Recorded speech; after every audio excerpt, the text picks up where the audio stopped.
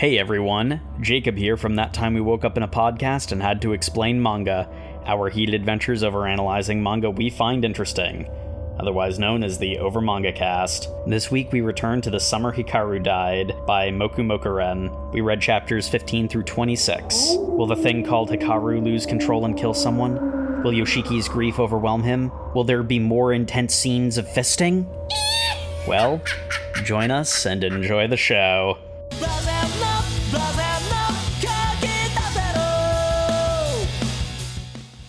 Hello everyone and welcome back to the Over Manga Cast. My name is Sam, and as always here at the top of the show, we talk about our familiarity with what we read this week. We have returned to the Summer Hikaru Died, and other than, I think, reading ahead slightly because I had some serious deja vu from the first few chapters of our reading, I haven't done much more since last time. How about you, Matt? Nope. Nothing from me. This was a completely fresh read. All right, and Jacob. Fresh read as well. I didn't look ahead any. All right, and we are shy of Jay this week because she didn't read last time, so I think she went to go hike in the mountains or something. I'm sure it's fine. Mm-hmm. Yeah, we pick up not where we left off. Instead, we pick up with a flashback. We have a flashback of Asuko, who, if you recently re-listened to our old episode, might recall is the one who had gone with not Hikaru out into the dark night and made the very stupid choice to ask him who he is while alone in the darkness with what you believe to be an imposter of your friend. The flashback does kind of give her a motivation that I'm okay with. Yeah, it does. Because we see her with her grandmother as a little girl. She's in the park asking what the weird sound coming from the, is that? Monkey bars. Yeah, like circular monkey bars. And a strange figure inside says, spin it, spin it, spin it, spin it. Bop it. Twist it. Pull it? Oh, no. Oh, God. Not in this manga. Well, not in this half of the manga. So we, the viewer, see the spin it shaped as a vague humanoid outline. Asuko doesn't see that. Her grandmother does, but doesn't hear anything. And Nana decides, yeah, I think this kid's old enough to learn about ghosts. and our family curse of the ability to see ghosts. It's not a curse. It's like a bloodline technique or something. It's a family trait. But the barrier between the living and the dead can get mighty thin, and sometimes dead things pass over, and psychic people are able to perceive them in some way. Yes. While not all of them are bad, some of them are, so it's best to just kind of ignore them. They'll go on their way eventually. But why are they here? Oh, well, mostly it's just an accident of them slipping through a tear, but sometimes a ghost is really just the amalgamation of a bunch of different dead souls being reborn into a new body. That's kind of scary, Grandma, I'm not gonna lie. World's a scary place, youngin'. Also, I've been dead this entire time. You're talking to yourself like a weirdo. No! We learned that Asuko's talent is very helpful as the flashback continues to the other girl in the group, Yuki. The two of them hanging out as kids. Yuki runs off to go meet up with her mom. But Asuko hears a weird sound, an approaching clanging noise, which seems to be rushing directly at Yuki. So she commands it to stop. It signals that something is dangerous. She calls out to Yuki, and she barely avoids getting truck-cooned. Literally 2 steps away from becoming isekai'd. So, yeah, that's a... You know what, Matt? You are right. That is a good enough reason for her to think that she might be able to communicate with the dead in a non-dangerous way. There was a kind of weird thing that I didn't really understand, because Asako, when she sees ghosts, they are like amalgamations of sounds. Mm-hmm. But in the situation with her childhood friend, her childhood friend went after the ghost as if it was her mom. No, the ghost coming from a different direction. I think she legitimately saw her mom coming out of a store across the street and was going to run over to her. Oh, I thought her mom was dead. Okay, that's why I was confused. Interesting. That is spookier. But We cut back to where this flashback began, which is her confronting not Hinata, not Hikaru. Yeah. His name's in the title. This is so bad. It's okay, Matt. He's You can also fix it not first. Hinata. Yeah. Very This much is not- objectively true. That's a very different manga. Not that different, but The point being, she's asking not Hikaru who he is. He immediately begins asking himself, how does she know? How? How does she know? Well, I have only one response to people figuring out that I'm not human, and he moves into either kiss or murder her. The paneling is a little weird. I think the answer might be yes. Yeah. that's how he shows his love, by forcibly going inside people. Oh my. Yeah, as the weird, amorphous, vaguely cell culture-y looking blobs of his true self pour out of his eye towards her. Thankfully, our boy Yoshiki happens to be right there. It startles not Hikaru into stopping, which causes Asako to collapse. Essentially, what's going on here is Yoshiki is having an existential crisis / nervous breakdown because he walked in on Hikaru killing someone, and Hikaru is just seemingly reacting, "Oh, my bad, bro. Sorry you had to see me almost murder this chick. That's bad. My bad. I'd do that in private next time." He's my Or what- friend? Also, wait, what are you talking? No, killing somebody is bad. It is? Yeah, if you find out about it, I could get caught. No. Killing people is bad. Because you would be sad because you like her, right? No, I mean, yes, but you're missing the point. Human life is precious. You don't just take it like that. Is it? Alive, dead, those are just different forms of matter. Basically the same thing. Yeah, it's very unsettling reminder that this isn't just not Hikaru. This is not a human thing. This is whatever the fuck he is. Yeah, which, like, they have like a back and forth of essentially reaffirming that Hikaru does not understand what's wrong about this situation. Mm-hmm. There's like some mild hesitation that he didn't want to hurt Asako, but he can't really put his finger on why he would care. It's like some weird lingering emotion or whatever. Hikaru does Hikaru things for Hikaru's needs, but basically what this causes Yoshiki to just go like, "Did you kill that old lady?" Who was Yes. like violently, and he just goes, "Yes." And I'm like, "Oh, well." And like Yoshiki just starts vomiting all over the ground. Yep. And we have an amazing panel where Asako just wakes up going like, "Oh man, did I pass out or something? Everything smells like barf." And I'm like, "Asako, You're not helping the situation Asako, do currently. you have something to tell the class?" That's not normal. Is there a reason that you consider passing out and waking up to the smell of vomit to be something not that not that concerning? Yeah, we were partying hard. I guess. Ugh.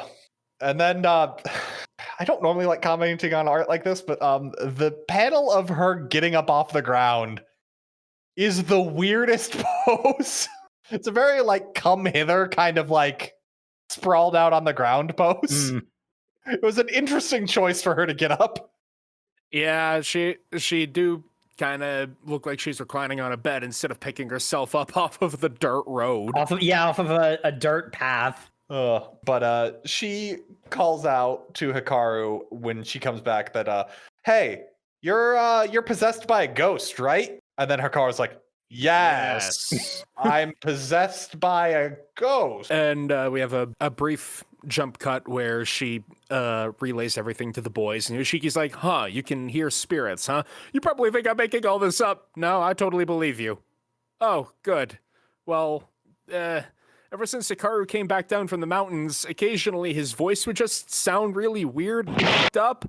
And I'm like, he's totally possessed, but like, how do you bring that up, you know? And also he was keeping Yoshiki safe, and I don't know, man.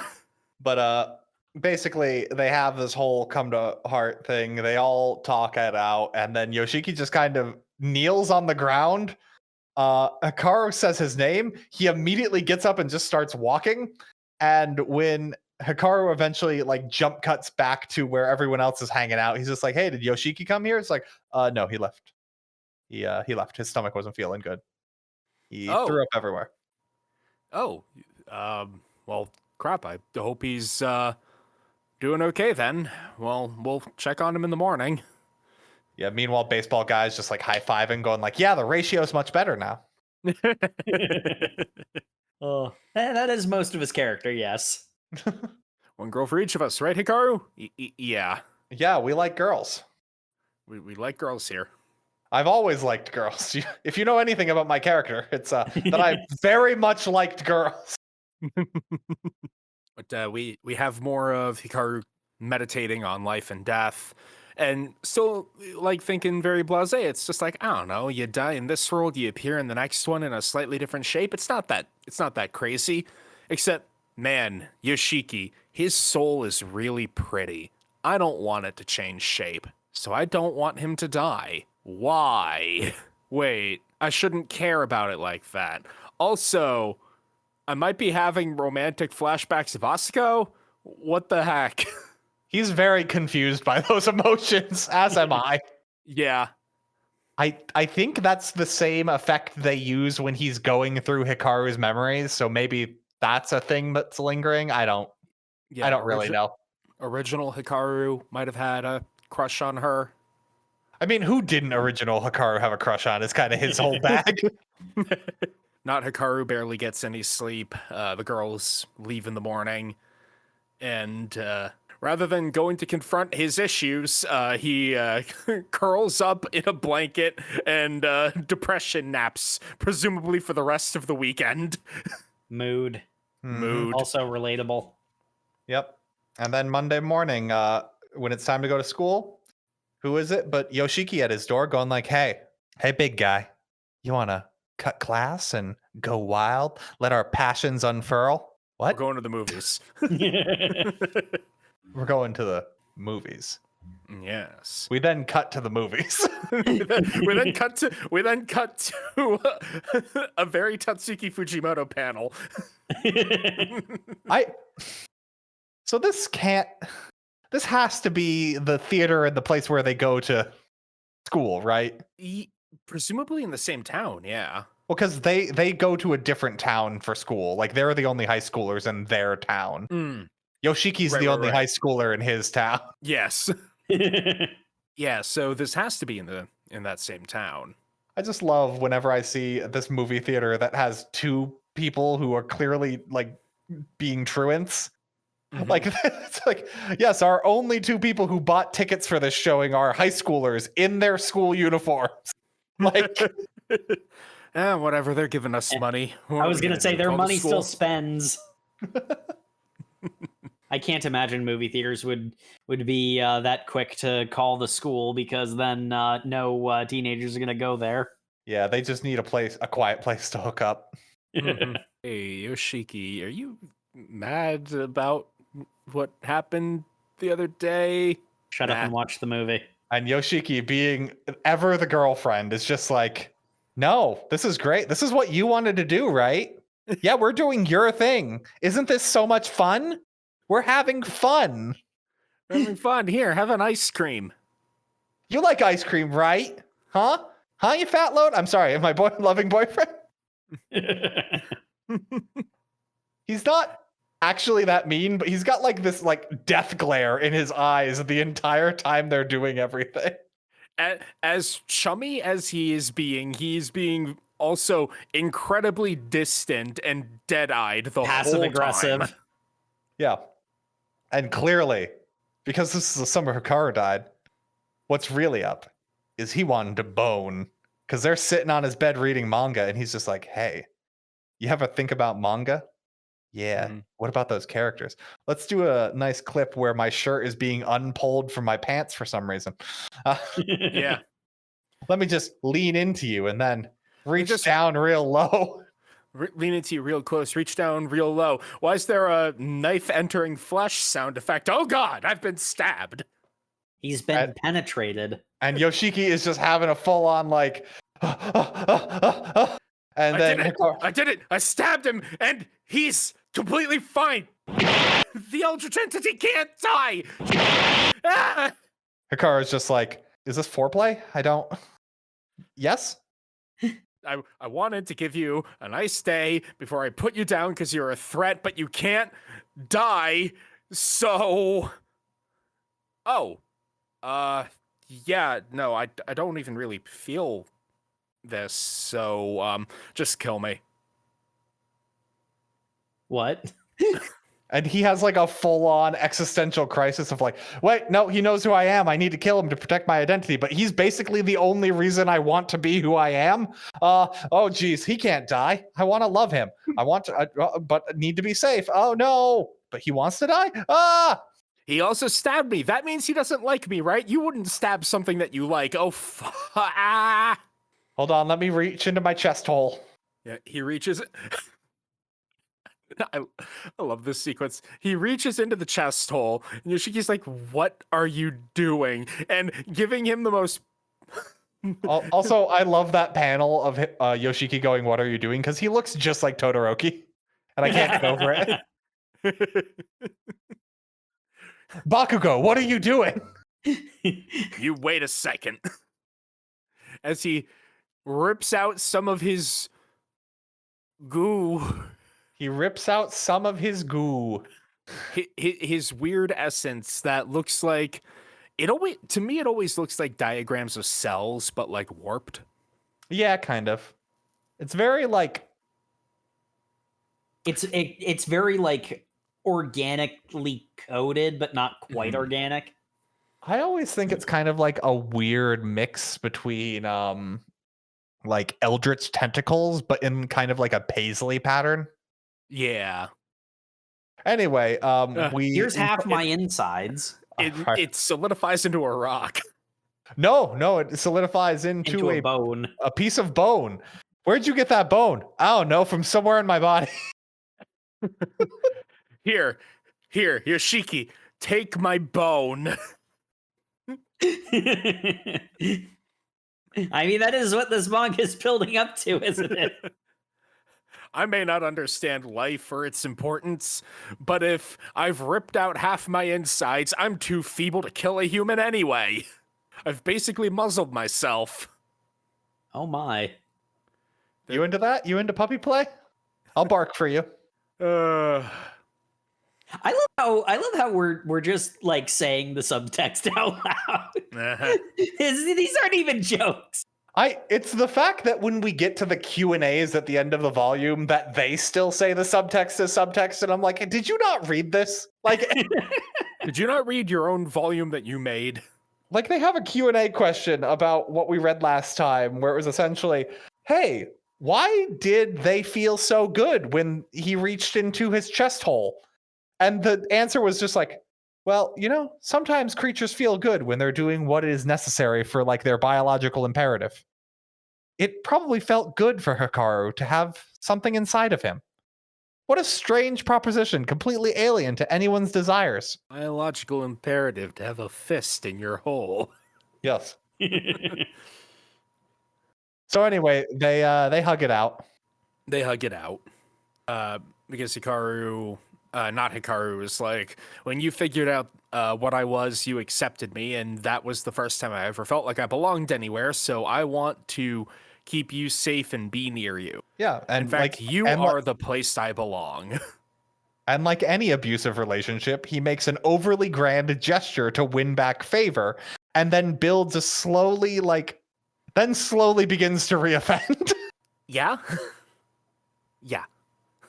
Because this is all a metaphor for an abusive relationship. I'm not, based on our reading, I'm not 100% sure that's still the trajectory, but... Well, I mean, the thing is, like there can be cases where abusers are abusers unintentionally, and this is sort of taking the current trajectory is the abuser is realizing he's the problem and is trying to be better. Whether or not that will actually work depends on how depressing the series wants to be in its later stages, I guess. But Yoshiki takes his bone and swears that he'll stick with him till the end, even if it breaks something inside him. Oh my. Just he's happy in this moment, and like he still looks so sad. And like, there's a great full page spread of just blood on the bed sheets, them looking at each other in the eyes while kneeling and just going like, let's do some research and figure out exactly what you are. And there's just like a look on Hikaru's face of like, oh my god, are we having sex? Spoiler alert, no, they do not have sex. They do laundry. They do laundry, which involves not Hikaru having his shirt off. And the most yaoi hands that we've gotten so far. Yeah. There's a bonus chapter about Asako having a bad hair day. I genuinely don't understand if it has any point. So, like... I don't think so. It ends with the punchline being cornrows on Yoshiki. Which is not something you do casually, so I don't... Yeah, I think this is just a gag manga bit. But, yeah. Next chapter, we have Laundry Day. Yeah, and we forgot to mention the crusty note that Yoshiki found. Don't read into that. Actually, don't. It's not one of those. Yeah, it's not. Why is this note so crusty? What book was this in? I don't know. Hikaru's just not Hikaru's sitting on the ground, like shirtless, covering himself. Yoshiki's just like, we gotta clean up this mess before my mom gets home. She is gonna freak if she knows what we've been doing in my bedroom. Oh, there's a metaphor in here somewhere, but I can't quite insert my finger into it. So, how's that wound I gave you? I'm definitely not using this as a chance to look at your bare chest. Oh, look at that. It's entirely gone. Yeah, I ended up having to heal it. What do you mean by that? Well, you see, I don't really feel pain, so I just kind of let most minor injuries go. But if it's something that would, like, impede my movement or cause a lot of problems, I need to fix it. And I can just kind of do that manually. Good. Cool. So my desperate final attack was completely pointless. You keep bringing that up. It's a little unsettling, man. Yeah.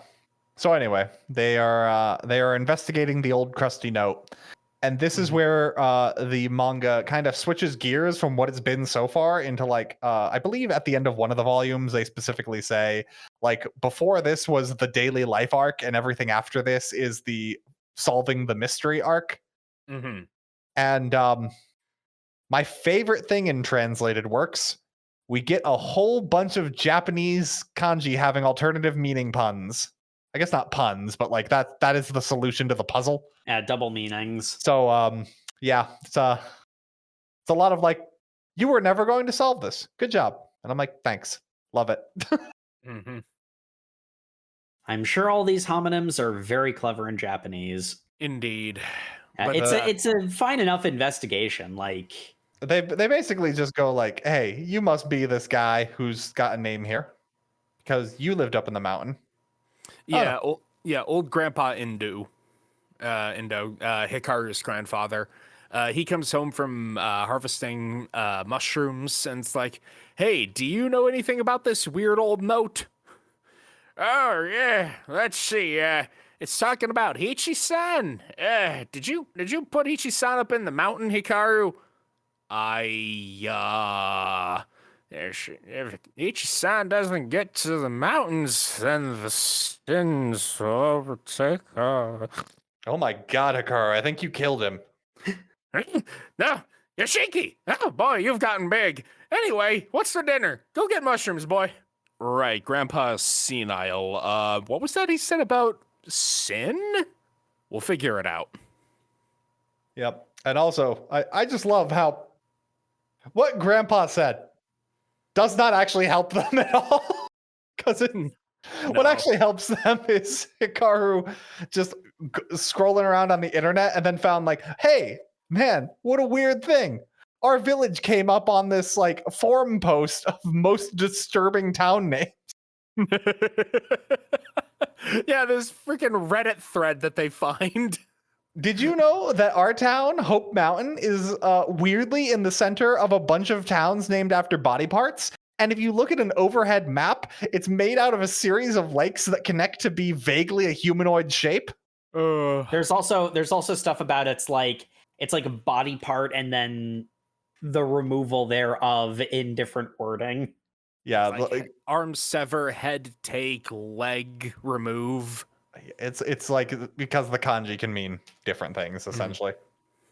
You also know that this is a very true to life website because there's an ad for a titty mobile game on it. I know, I saw that. And like the main thing is that like, the Mount Hope in the center is kind of weird. And they're like, oh yeah, well, Mount Hope is like a very Christian name. So that was probably like renamed. I wonder what it used to be called.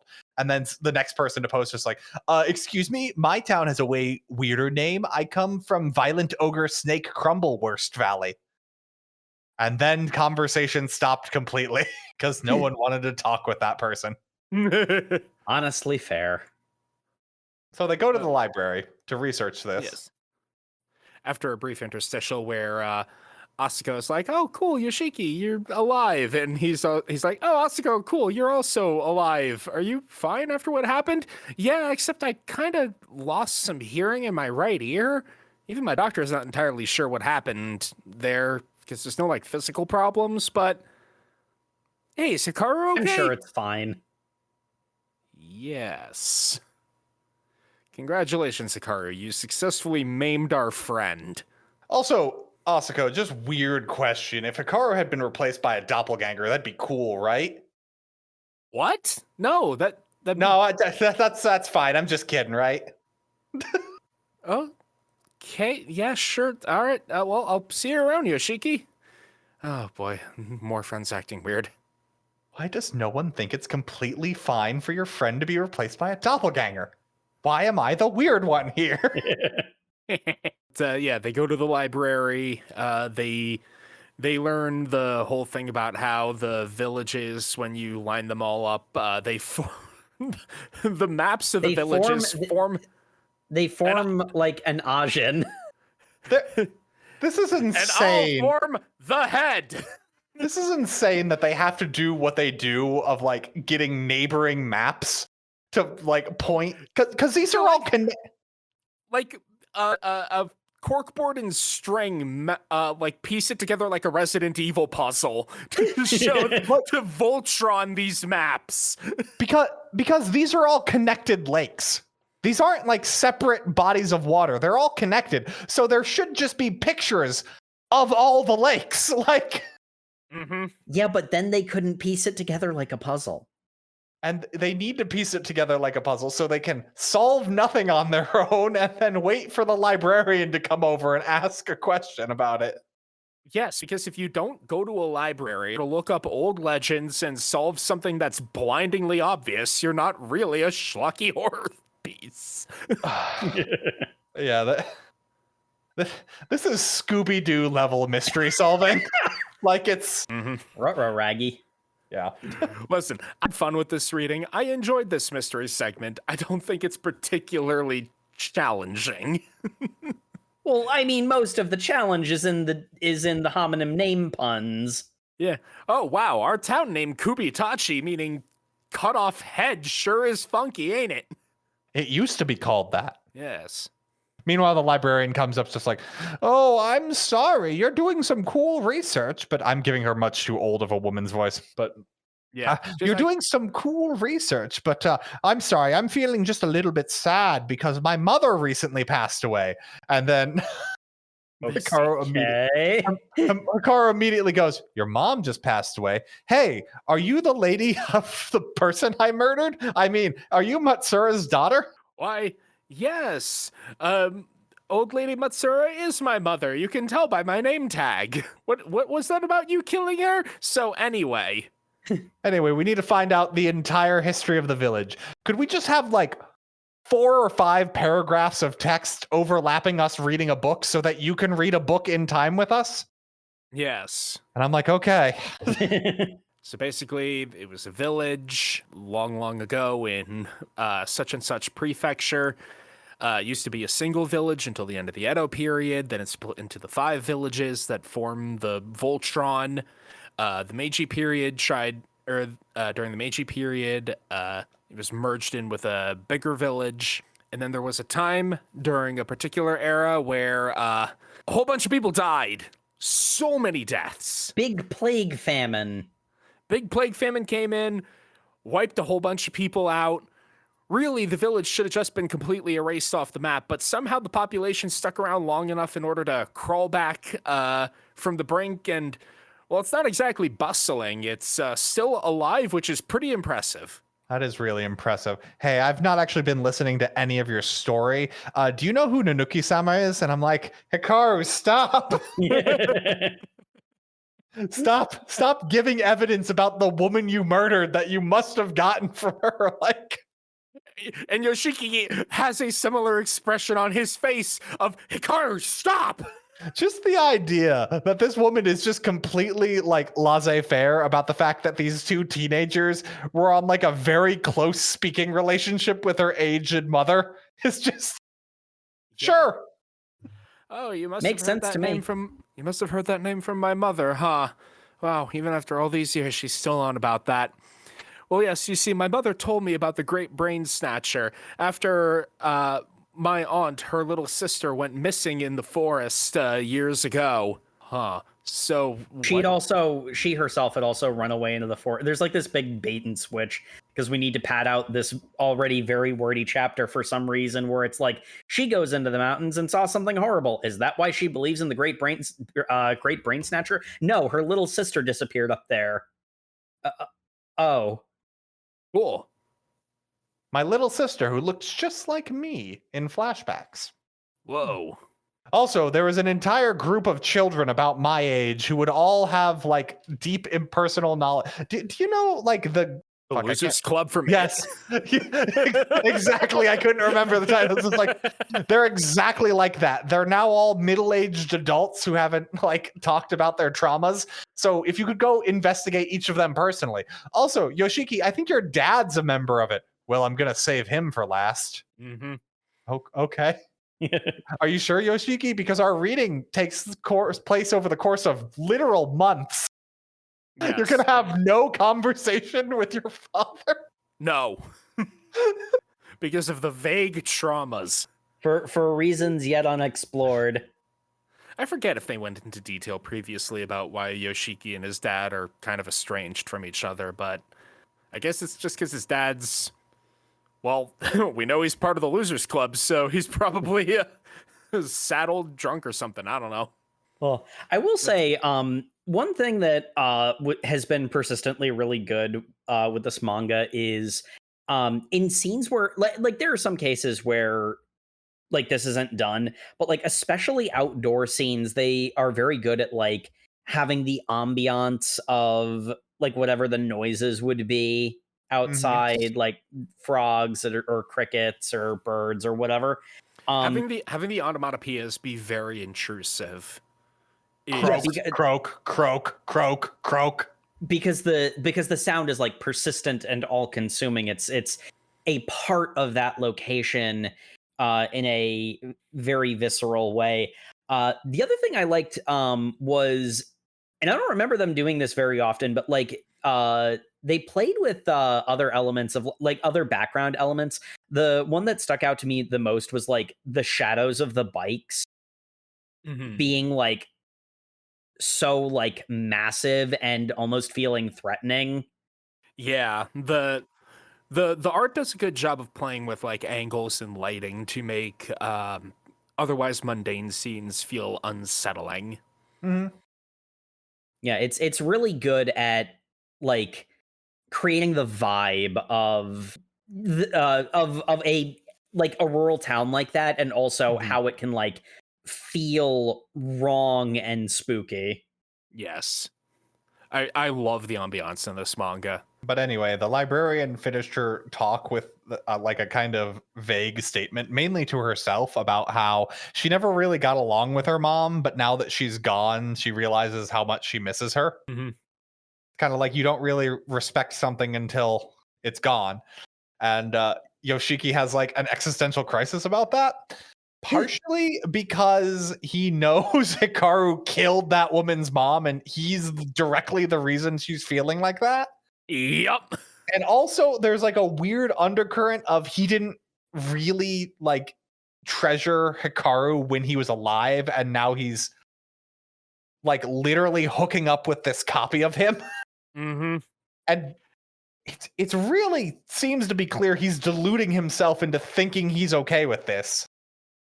Yeah. Yeah, because one of the major like core conflicts of this story is Yoshiki is grieving in the most unhealthy way possible, and him grappling with that. Meanwhile, Hikaru, he's just looking like, okay, can we leave now? yeah, This is awkward. they get into a like fight on the way back, and Hikaru's just like, hey, you know that big famine, right? It wasn't my fault, right? Like, I'm not the cursed god that killed all of them, right? Yeah. And then, Couldn't have been me. and then Yoshiki's just like, no, hold on. I don't care about that. You realize you killed that woman's mother, right? The woman you just had a like hour-long conversation with. The sadness she is feeling is because of you. Oh, that's why you think life is precious. That's why life is precious, you dolt. Yeah, no, I could understand why you might be upset. I really don't understand. And it's just like, Right. He's completely inhuman. Maybe I- him being around here isn't the best idea. Well, sunk cost fallacy. Anyway, no, it's literally sunk cost fallacy because he has like a flashback to Hikaru as a young boy after his father died, feeling grief. Or Mhm. his father die, or his father like leave the family for a bit. I think his father died. I'm Okay. pretty sure he died. Yeah. So, and it's Oh, him no, like feeling. Yoshiki's dad later on says that Hikaru's dad died. Oh, right. So he's feeling like genuine grief, and he flashes back to the real Hikaru who could feel grief, and him going like, "Oh yeah, you're really just a facsimile boy." Well, in for a penny, in for a pound. Even if you killed someone else after this, I will bear that sin with you. What? Yoshiki, buddy. Yoshiki, no. Even not Hikaru is like, that is not a good decision. I don't think you need to do that. And then he goes, you know what? No, thanks. This is great. This is great. This is good. This is fine. I was like, I didn't even think not Hikaru like changes his mind about that. I think he's just putting out a brave face for Yoshiki at this point. It's like the inhuman monster is like, dude, come on. Cool. Don't do that. That works out for me. Meanwhile, we get a great line from Yoshiki that's, the more I understand about Hikaru, the clearer it becomes that he probably shouldn't be here. But I'm done looking away. Like, I've accepted that this is not my friend and he is a monster, but damn is that monster a hot piece of ass that I am currently tapping. So yeah, here's where we get reintroduced to sunglasses guy who yeah, your boy Tanaka. I'm gonna say right now is my least favorite part of our reading. You don't like the character in this mystery series who seems to have all the answers and just shows up and does weird things and then leaves? I don't think Gojo should be a character in a mystery manga. You're right. You see, the thing is, when he first showed back up, I liked him because he's sort of a weird menace. He clearly knows more than our protagonists, and he's opposed to them because he's trying to get rid of Not Hikaru. And like, sure, getting rid of Not Hikaru probably the best thing for everybody involved. But Yoshiki doesn't want that, and we're invested in Yoshiki, so we want the thing that he wants, and classic dramatic irony. So when it seems like Tanaka is going to be this vague force coming to take not Hikaru away, that's scary. And then he just turns into Gojo. Yeah, he's got Hey, kid, look at my hamster. Yeah, he's got like a weird connection to a company that investigates paranormal things, which is vaguely mentioned. It's like intrigue for the sake of intrigue that I don't really find particularly interesting. I'm like, okay, so there's a company. Cool. I guess he's part of Delta Green, sure. Yeah, like he's a Men in Black agent with like no support. I guess no support because he's got a whole bunch of magic that he occasionally does. That's another thing. He just does magic. Yeah. Speaking of which, he has a hamster. Yeah. It's a cute hamster. Yeah, because Yoshiki realized that Not Hikaru left some homework in his backpack, so he went to go deliver it to Not Hikaru, passed by Tanaka on the street, and the hamster cage that Tanaka was carrying started squeaking after being near Yoshiki. So Tanaka goes up to him and is like, "Hey, kid, what's the local specialty?" "Shiitake mushrooms?" Never did like those anyway.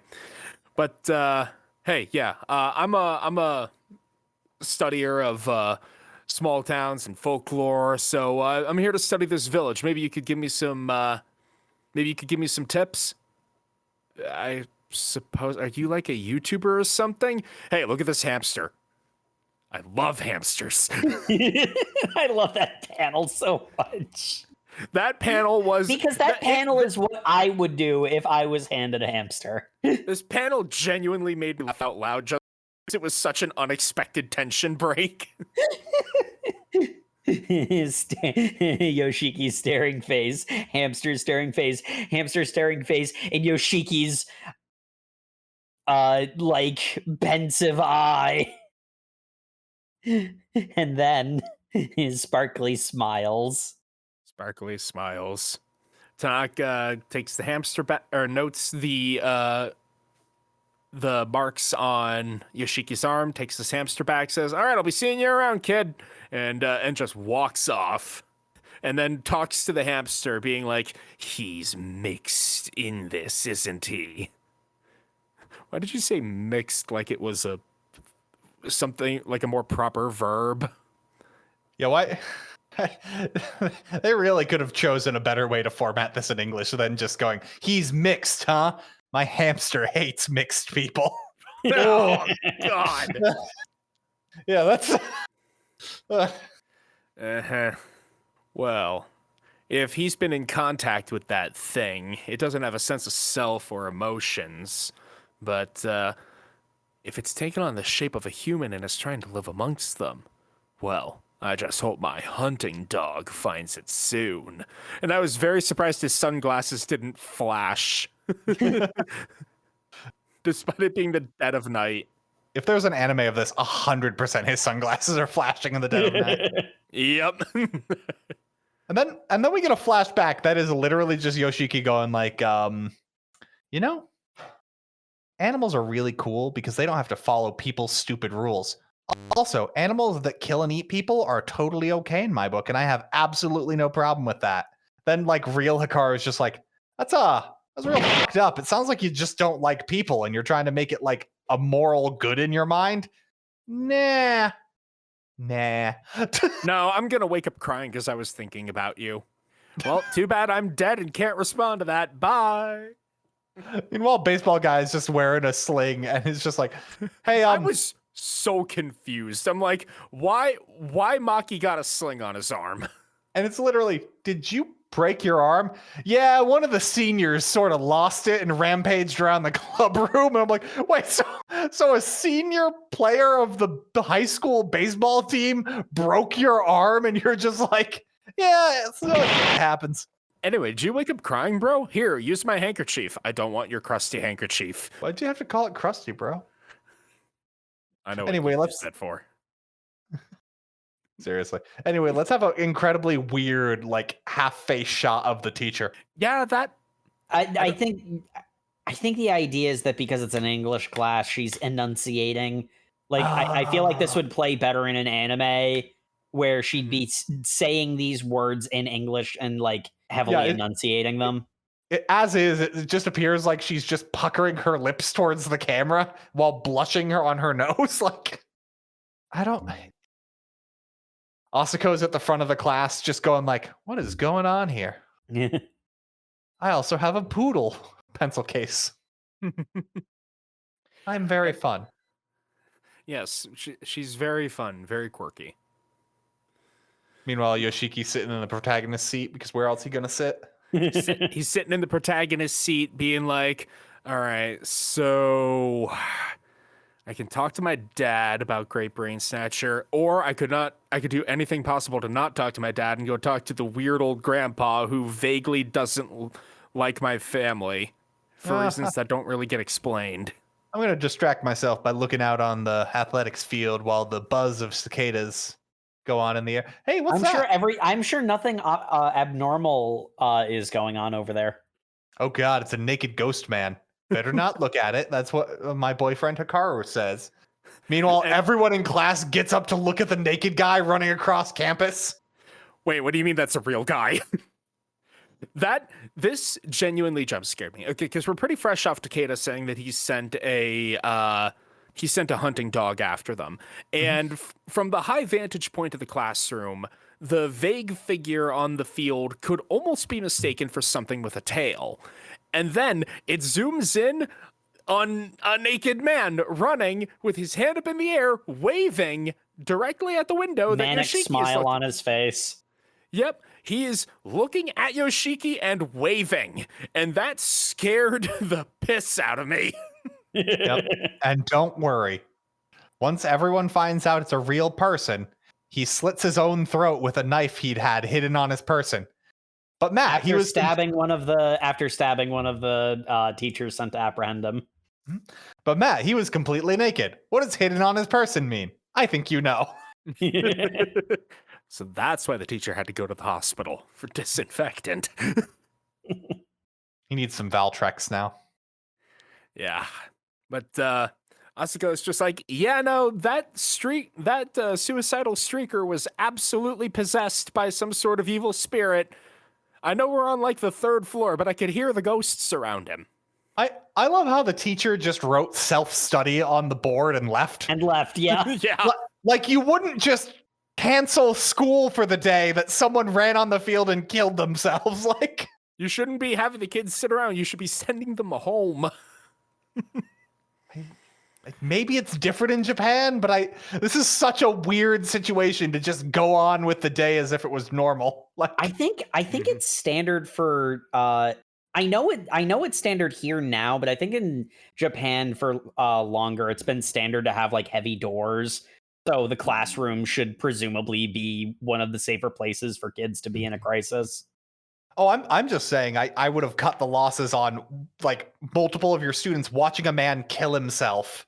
Like would just make you're not getting anything done today. Like just cut your losses. Well, they do say that they're probably going to get sent home once it's all sorted out because they're still dealing with the body and the injury. Is still pretty fresh. Yeah. No, everyone needs a chance to go. Never mind. So anyway, this is also like we get a very brief indication that Hikaru was knocked by someone rushing to the window and he has a bruise on his arm that he seems incapable of healing. and he also feels pain. Yeah, he actually feels pain from it, where he's like, huh, that's wild. I've never felt pain before. Definitely this is not the consequences of me having myself and handing my bone over to Yoshiki. Meanwhile, Yoshiki's making sure he's got that bone wrapped up tight. And tucked right next to his heart in his breast pocket. Anyway, now that school's been let out because of the crazy shit that happened, we're going to the diner. As you do. America, the greatest diner in town. It's also the only diner in town. Yeah. It's actually not even in town. It's in the neighboring town, but... It's close enough. But it's like, hey, do you still have that fragment of me? Oh yeah, I keep it close at all times, tucked here right next to my heart in this little baggie. Why are there lipstick marks all over it? Shut up. Listen, just don't ever lose that, because if it breaks, I'm pretty sure it'll kill me or something. Then why would you give it to me? Because I like you? It was a grand gesture. Well, how about I just give it back to you? Well, then I'd be strong enough to kill people. And also, I don't think I can reintegrate it easily. So let's just not. Uh-huh. Also, why is nobody in this previously busy diner? Yeah, wait, it got really quiet. Where is everybody? Why is there a weird silhouette of a torso without a head and a string going into the sky? And coming up from under the table is just this like mummified head on like a super long neck that's just terrifying. We got Yoshiki just screaming. We've got Hikaru holding him. It's like, please do not move. Just stay in place. I'm going to chant come like a shit ton of times for some reason. Probably, I think it's because he's trying to absorb it like he did with the previous entities. Yes, but Sam, you misunderstand because I'm 14. This was really funny to me. I mean, this is the Summer Hikaru Died. If it's not a double entendre, it's a different manga. Hikaru, stop. You rubbing my hand it's not going to make that happen. And there's a sound of a jingling bell, and Hikaru's not able to defeat the entity, as shown by the fact that he's now bleeding from his nose and eyes. So the boys try to make a desperate run for it. The diner door is closed, and the extremely long head man goes, yo! Yo. I don't know why the sound bubble says yo. I think that might end in a U at the end. Yo.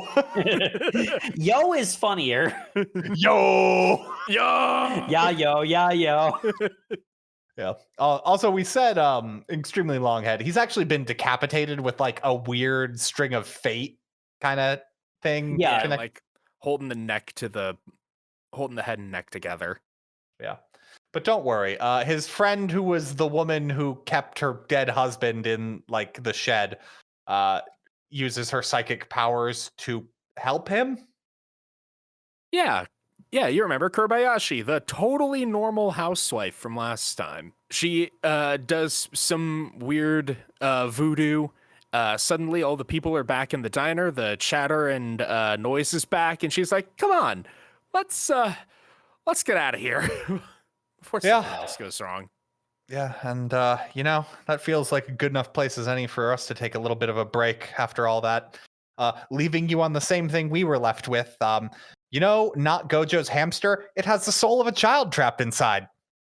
Enjoy that information for some reason.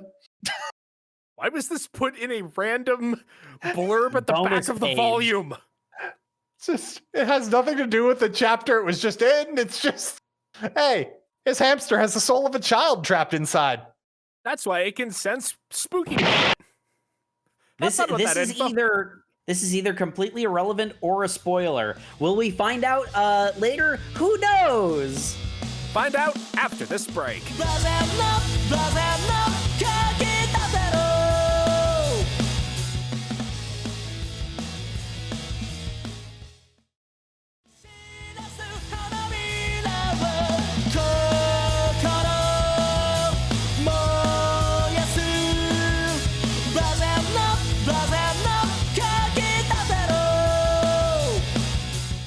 And welcome back to the show, folks, where last we left our, we're not actually currently with our junior detectives, monster solvers. Monster something. Monster something. This They're definitely getting the monster warranty. Listen, we'll get back to our World of Darkness party in a moment. Right now, we need to have a flashback. So I do want to point out, do we want to just do her entire flashback at once? Because it all takes place in this chapter, but the chapter weirdly splits it out and plays it out of order. Yeah, I think we should just do it all in one. Yeah, because it starts off with like a brief cut of it, and then later on in the chapter, she just explains her backstory to them from the beginning.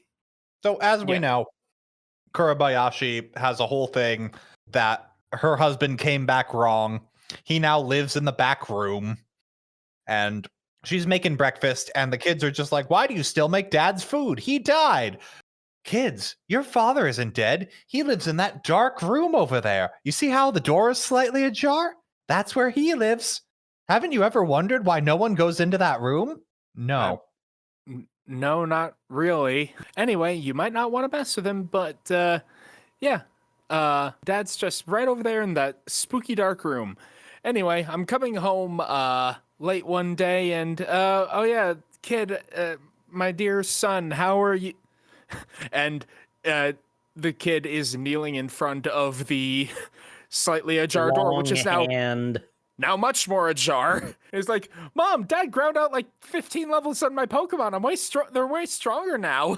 What a helpful ghost. Until bad things happen. Yes. Now, did the ghost just grind out a bunch of battles for XP, or did he just glitch in some rare candies? It's a dad, so probably just the grinding. Yeah. You're right. He probably just drank and yelled at me. No, stuck them all in the daycare and then ran up and down the cycling lane. After that, the kid collapses, and the eyes of the ghost can be seen peeking out of the darkness and weeping. In order to make my son's Pokemon stronger, I needed to take his own life force. And then the mom is conveying to Yoshiki that I know too what it's like to be in love with a ghost and keep going after that hot ghost booty calls, but it's not worth it. It's really not worth it. Stop tapping that. But he's Yoshiki so hot. proceeds to ignore this. And then as Yoshiki proceeds to ignore this, she stops Hikaru from exiting. It's just like, hey, by the way, you need to stop coming inside him. He's too mixed up. He's too full of ghost juice. He's too full of ghost jizz. He's gonna get ghost pregnant, and then he won't be allowed back to the world of the living. Okay, so you know how I said we were just saying the text out loud? That one was a joke. That doesn't happen. It's not too far off, but... No, what happens is not Hikaru is informed that he can't just go into someone's house and eat all their buns. Yes, because she's just got a whole bunch of sweets, and he's tearing into them. And I kind of like the Kurobayashi acting like she's perfectly fine, except, husband died, son dead because of ghost stuff involving husband. She's definitely not, stress eating a ton of sweets to try and cope. She's also not okay because Yoshiki essentially goes like, hey, yeah, your whole entire story is sad and everything, but I've already decided that I'm going to follow Hikaru wherever he goes, and I can't ignore the fact that people might die because of that. And then she's just like, so you're totally okay with this, and that you just accepted that he might kill someone in the future? Yes. Well, I feel happy for your love. I am truly an ally. What? What good kids. I do like how conflicted she is. She's just like, God, I objectively know this is wrong. I dealt with this life lesson myself. I should be stopping this. But they're cute together. They're cute together and they look so happy. I ship them. Yes. I don't care how many people he kills as long as they're happy and gay together. Oh, God. That's probably a direct quote from some fandom somewhere. No, Matt, no, probably in that. In fact, Kurobayashi's just a Fujoshi.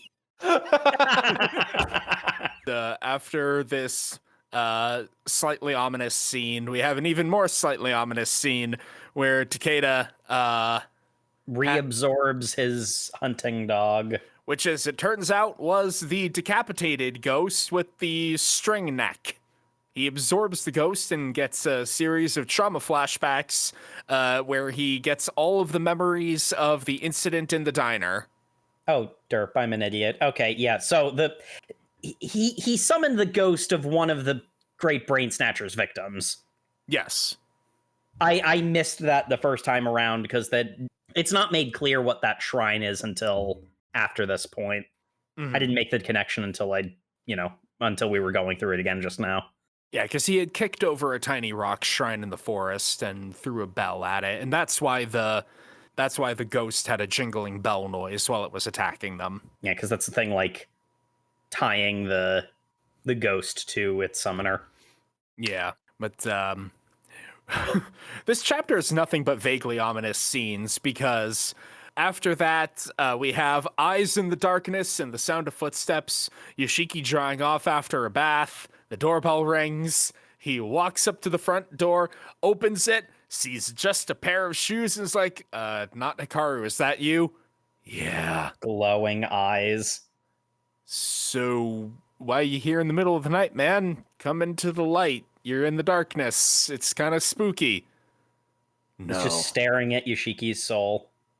I'm gonna leave. Hey, Yoshiki. You up? Never mind. Not wanting to bother you. Soul's looking pretty tight, bro. Anyway, I'm gonna stand in front of the open door, gazing out into the darkness as the night sounds come in, and oh god. That panel really unsettled me. Yeah, that's definitely not a cause for worry. What was that about him being weakened? And being kind of like an animal? And it's almost like he's become more dangerous by trying to reduce how dangerous he is. I'm sure it's fine. So anyway, they go up to their clubhouse where Yoshiki's got his grave to the real Hikaru that is unnamed, because as long as the fake Hikaru is there, no one can actually mourn the real Hikaru, the person he was deeply in love with. Mm-hmm. Which this is also where the manga just lets the subtext be text and then immediately backtracks it in a Q&A later. But Yeah. this is where Hikaru's just kind of sitting with him, sees, like, looking around, sees Yoshiki sad, sees the offering made to the grave, and just goes like, hey, what's the difference between me and the real Hikaru? Well, you're completely different than he was. He was more mature than you. You're more clueless than he was. He's sort of implacable, and now he's gone forever. That's the big difference, isn't it? So, you like him or something? What you mean by... You know what? We're not talking about that. No, let's talk about this, because it was like, when I took off my shirt, you were like, ooh, no, and you were blushing and looking away. Was that like... I don't feel like that anymore. I'm totally normal about it. See here, look, I'm going to pull open your shirt so I can stare at your chest, and I don't feel anything weird looking at you like that now. What are you talking about? Go do research. Well, yep. I don't really understand love, let alone romantic love or sexual desire. Just kind of different than humans on that one. I don't think I reproduce. Can we please stop talking about this? Yes, let's. All I know is you like playing in my holes. Yep. It's fine that you aren't human, bro. Actually, I prefer it. Okay, sure, Yoshiki. Said with a concerning look on his face. This is totally healthy. Yep. Keep telling yourself that, Yoshiki. So, next up, they then spend like 4 pages fully just recontextualizing all the information we know. Yeah, it's just a bunch of going back over all of the clues in this little mystery.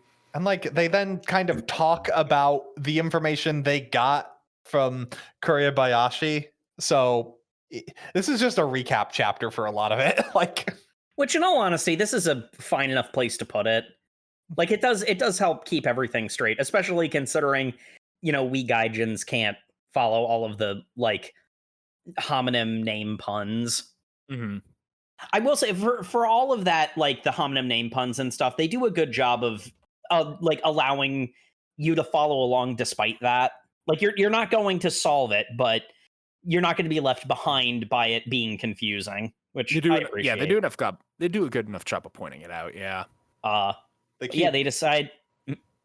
They keep waffling back and forth on whether or not Hikaru is a god or not. Mm-hmm. Despite the fact that seems pretty well established by this point, but I guess maybe they are like being fiddly on the definition of God.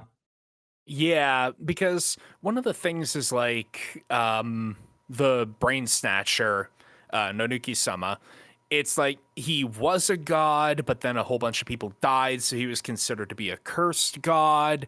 And there's a lot of talk about, like, it's sort of weird because there's an almost clinical, like, anthropological talk about, like, how faiths evolve and names change, but there's also very clearly a real supernatural sense to it of, like, so the faith changed, what did that do to the god?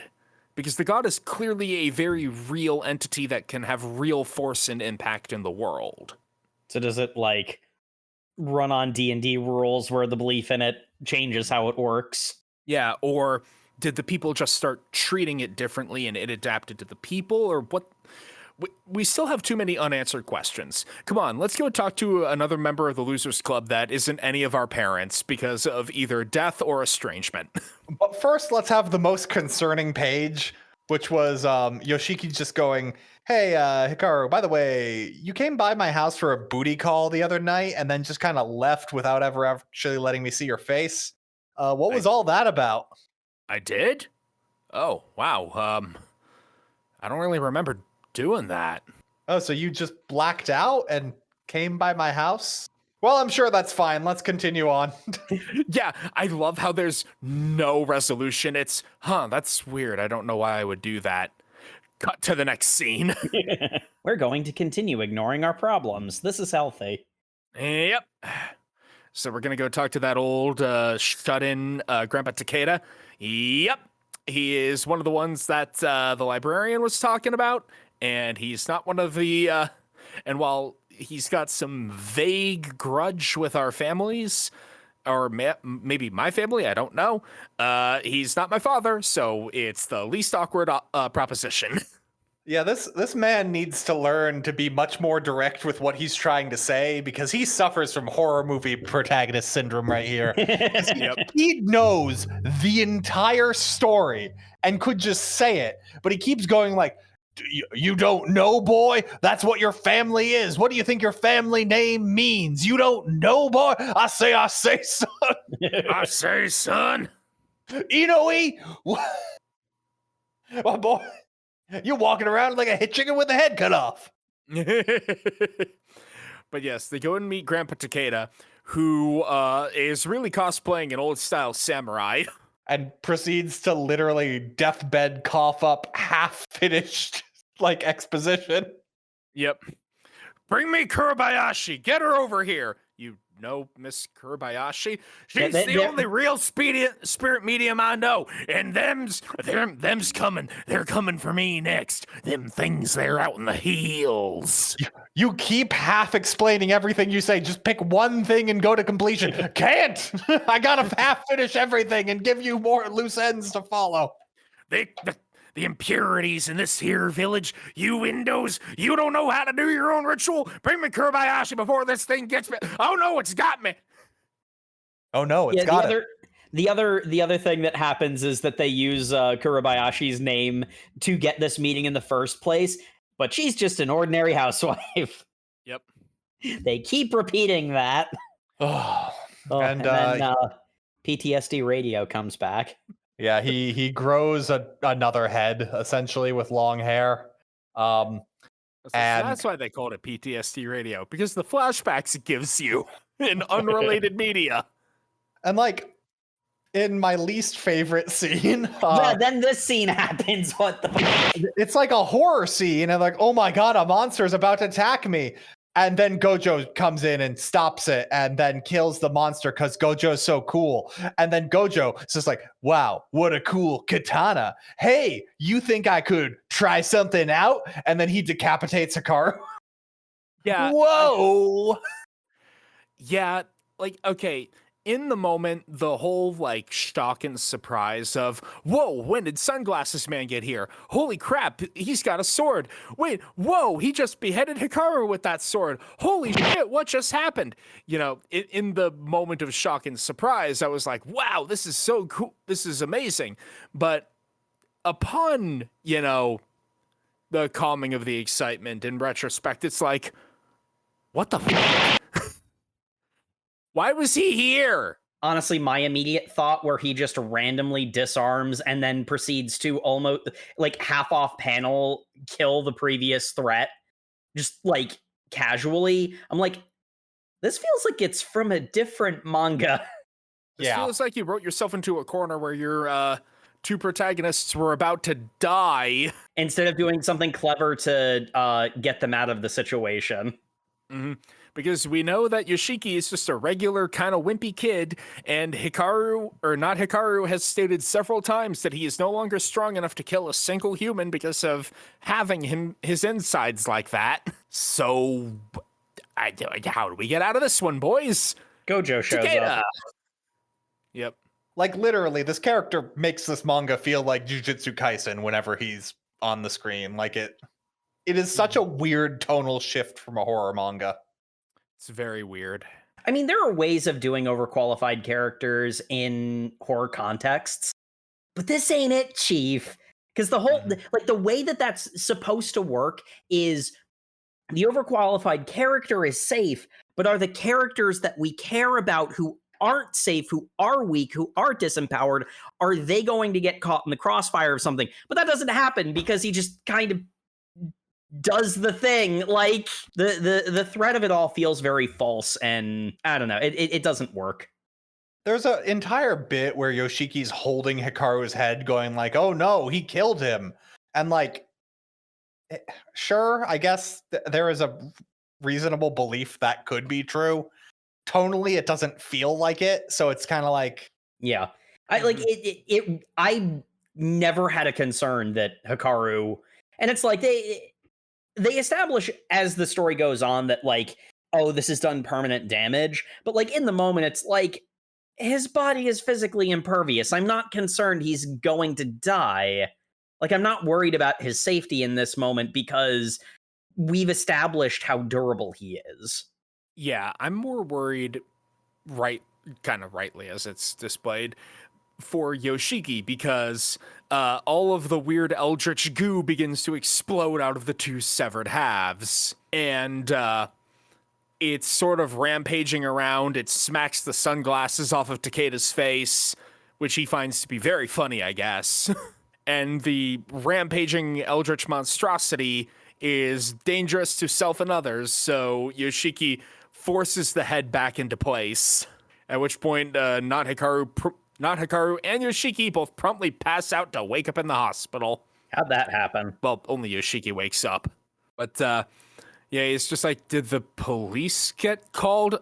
Weird random attacks in these boony towns don't warrant police attention, but you boys were brought here. Oh yeah, that old man died of a heart attack, by the way.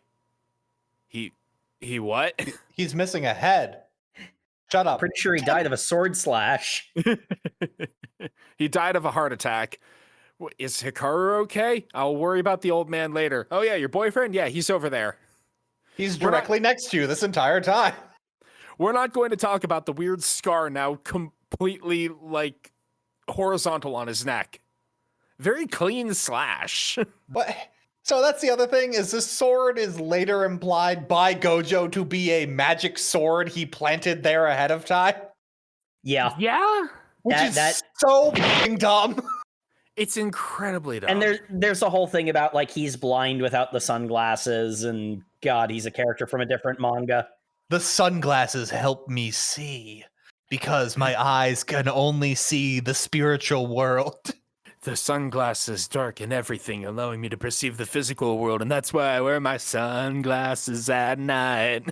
Old man, take the sword I was using and use it to defend this town. I'm gonna go around with my hamster that has the soul of a child to do more creepy shit. Because nothing in what you've read so far has made me the hero.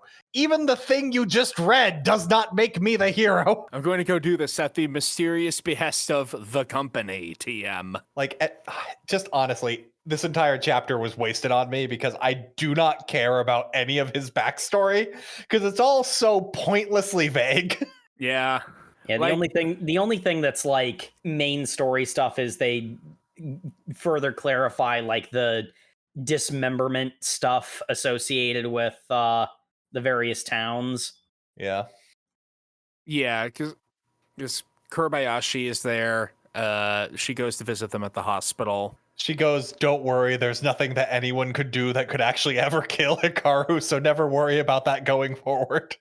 He's so incredibly powerful, he could never be exorcised. He could probably be like captured and removed from the village or locked away, but like he can't be destroyed. But you know, those things are still probably pretty bad, so you want to be on your guard, make sure that you are keeping an eye out for danger. I'll have a friend look into it.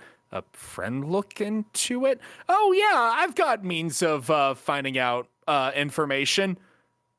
Aren't you just a housewife? Shut up. Also, I'm going to tell you a horror story. You know that tunnel you were in that was haunted? You know why it's haunted? Because they found a bunch of bones in there. But by bones, what I mean is they found a bunch of leg bones. And in a different place, there was a bunch of arm bones. And down near the south, there was a bunch of shin bones connected to foot bones. And then a bunch of torsos were buried here. But you know what they never found? Skulls! No skulls were ever found. Wait, are you saying that the vague offering to the great brain snatcher that we were never given direct confirmation of, and that a bunch of skulls weren't found? What? And in our town of Headsever? Were they giving heads to the great brain snatcher? Were they giving head to the great brain snatcher who is now in Hikaru's body? People were giving head to my boyfriend? Oh, I was gonna make the joke that's one way to get ahead, but went off the rails a little too fast for that. Yeah, different kind of head. Yeah, and this is Yoshiki literally in the moment going like, hold on. All the ghosts we've fought have all had weird things with their head. Whoa. Also, that flashback I had when I was inside my boyfriend. That was a woman with a decapitated head. They must be buried somewhere else if all the head is here. Yes, I forget if it's here. They gotta find good head. I forget if it's here or if it's a little bit later, but they say we very specifically needed to break the bodies into the torso, the arms, the legs, and the head and bury them all super far away from each other, which is why all of these villages became different burial places for the different individual body parts. That's with that's next chapter when right. it's in the flashback with Hikaru's father, and that was my favorite part I've ever in this. It's just like it's just a coincidence that they ended up looking like a human being. Yeah. And I'm like, what the fuck? Okay, you can't put so much on the old village looked like a human being and then be like, yeah, it was just a coincidence. So technically, Hikaru's father could be wrong, but no other character has ever been wrong about anything they've thought in this manga so far. So I don't know. Who's to say? The important part is Hikaru is waking up. Everything will be fine now. Why is the next chapter starting off with just pure darkness? I'm sure it's fine. Yeah, because Hikaru is coming to light as like the dark entity that consumes, and all he sees is like the glow of Yoshiki's soul in the black void of space, and it's just like, hey, I'm feeling real weak, and I could munch on a soul. That sounds really yum-tacular. Wait, no, hold on, and empty. I need to be filled, to consume, to be satisfied. And Yoshiki's just like, my God, he's so hot. And then Kuribayashi has to clap her hands and be like, we're in a hospital. You don't get to now. Think about the other patients. They might want to. Well, you two, please keep it in your pants. Hey, kid, what's your name? Hikaru? Well, that's all I needed to hear. You're completely good. I'm now completely fine with this again. Yeah, God. She's a responsible adult. She really became gung-ho when her earlier character was nothing but cryptic warnings about this. Like, it's definitely odd. If it were only her who had this kind of weird heel turn, I'd be like, okay. Because, like, she's a broken person. It kind of makes sense that she'd be like, I understand why you did what I did. It's when another character later on also does the heel turn, like, yes, I'm completely fine with this. Yeah, it's a little odd then. But it's like, hey, Hikaru, so your spiritual energy there is like severely reduced, like more so than just, what getting your head severed should do. Did something happen? Flashback to ripping out his innards. Nah, I'm fine. I did rearrange my guts for my boyfriend. Well, it's fine. He just had a weird sword. I'm sure I'll be fine in the future. Meanwhile, Yoshiki's just like, I should have known he was a weirdo because of his hamster. He tricked me into playing with his hamster. My one weakness. What if he comes after us again? Well, if he cuts off my head again, you can just reattach it, right? This isn't funny, Hikaru. I think it's funny. But nobody seems to comment on the weird, perfectly circular scar around Hikaru's neck at school. They kind of imply that it's not visible, that it's like a spiritual thing, but they don't Then why are we clarify. seeing it? Is Yeah. kind of like it. Yeah. It doesn't make sense either way. And this is so weird because Yoshiki is literally being surrounded by all of his friends talking in an exaggerated group, and he's just written very largely on a piece of paper in front of him. Nonuki-sama grants a wish in exchange for getting head. The great brain snatcher. And Maki's just like, hey, Yoshiki, you're being a real weirdo about this. What's that you're writing? Nothing. Snaps book close. Anyway, I'm Unuki-san. just going to ask you directly about the thing that I had in the book. Unuki-san. That isn't what I had written there, but I Ooh. guess you only saw a few syllables. Oh man, you want to know about Unuki-san, huh? Ooh. I didn't know you were freaky like that. Yoshiki, you dog. What the hell are you talking about? Oh, well, there was a famine back in the day, so people couldn't afford to have so many children, but we had a bunch of mercury. So women would take these mercury pills as abortion pills, and they were really good abortion pills. People were getting tons of abortions, even when they didn't need them. So that's why it was called the Uranuki pill. So if you're trying to learn about Uranuki-san, you got some gal knocked up, didn't you? Oh, you dog. You dog. I knew you were one for the ladies.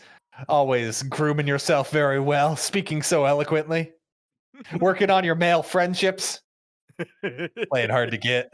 And at this, okay, funny as all that is. At this point, I'm just like, wait, they had a whole bunch of mercury here.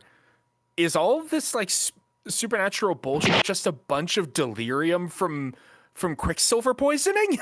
At this point, I would be perfect. Yeah. That would actually make sense.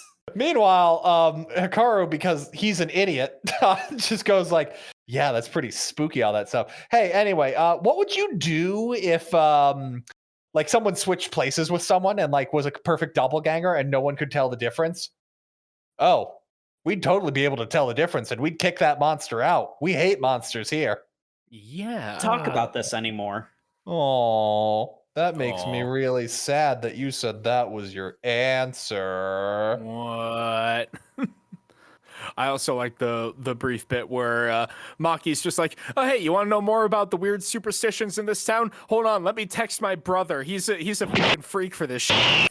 Isn't that convenient?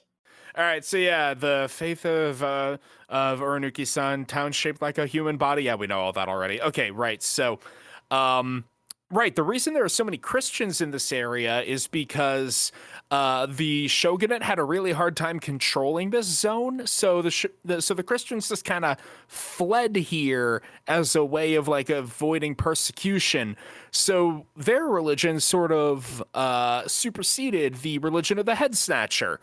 So there you go. That's your answer. Huh. I'm just going to write down all of this as notes. That was very informative. Yes. Aki, you're normally an idiot. This is weird that you're super informed on this. Well, it's not me that's super informed. It's my brother. Are you playing some sort of role-playing game? I've heard of this World of Darkness thing. And then, for some reason, Yoshiki and not Hikaru go to the library to research this. And they research it by reading The Little Mermaid and Frankenstein. Yeah, I don't know what was going on in that scene. The Little Mermaid is clearly a children's book. I don't... Okay, so The Little Mermaid and Frankenstein and the Japanese story that I don't recognize. They're all in front of not Hikaru, so maybe he was just reading them for fun. And all of those are about like non-human things, or at least I know that Frankenstein and the Little Mermaid are about non-human things becoming human. Or wanting to. Or wanting to, and so it's thematic in that sense. I don't know what Suru no Onagashi is. Wait, hold on. Frankenstein is not about wanting to become human. Frankenstein is about being genetically superior to humanity. Frankenstein is about a non-human thing being treated terribly and wanting to be treated as human. Yeah. Well, he shouldn't have done all those murders. Maybe his father shouldn't have abandoned him. But he went all the way to Antarctica to find him and then quoted scripture at him. Yes. I am the new Prometheus. Listen, I'm real sorry about all those murders I committed. Just build me a wife and I'll leave you alone. Okay, I'll build you a wife. Wait a minute, if I build you a wife, you'll create a bunch of super children. Hey, Doc, couldn't you just take out her womb or something so that they couldn't... What is a woman without a womb? Stop being silly. This is the 1700s, 1800s. Well, I guess I'm gonna go kill the rest of your family now. Because you kind of broke our compact and you've given me no reason to do anything but hate you. Hey, Hikaru, you getting a lot of value out of that book you're reading? Yeah, I really like the one where the soulless sea creature wanted to become human, and so, I don't know, she dissolved into sea foam or something? I like the Disney movie better. Yeah, let's be honest, both Hikaru and not Hikaru would probably prefer the Disney movie. 7 vaginas. Stop. Meanwhile, Yoshiki's just like, hey, I'm holding on to that piece of you. You sure you don't want it back? And then Hikaru, just with a shit-eating grin, goes like, ooh, what? You want to put it back in me so you can stab me again? Huh? Is that what you want? You want to double dip? Boo, but you want to put it back in me. Oh.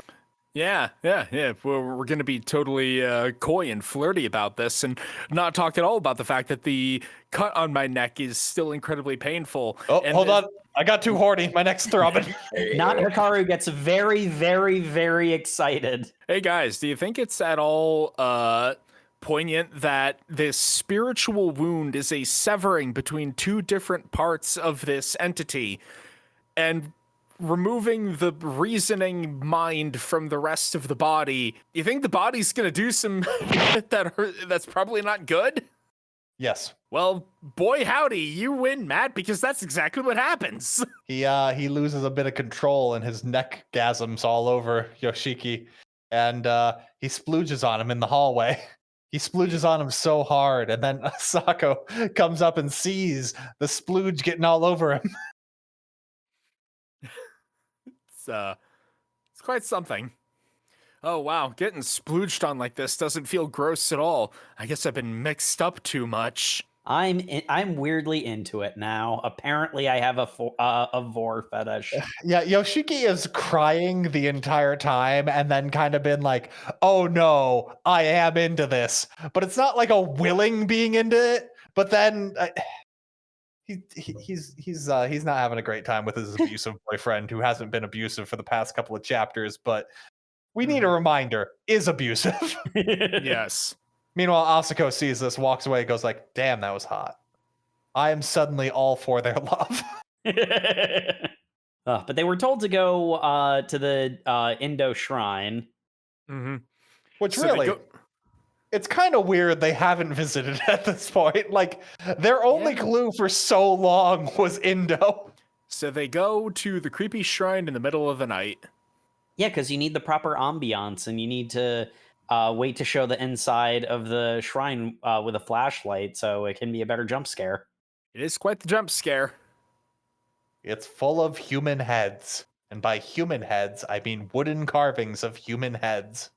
It's a pretty effectively creepy image, because the walls and ceiling are nothing but heads. And this triggers a flashback in Not Hikaru to get some of the memories back from real Hikaru.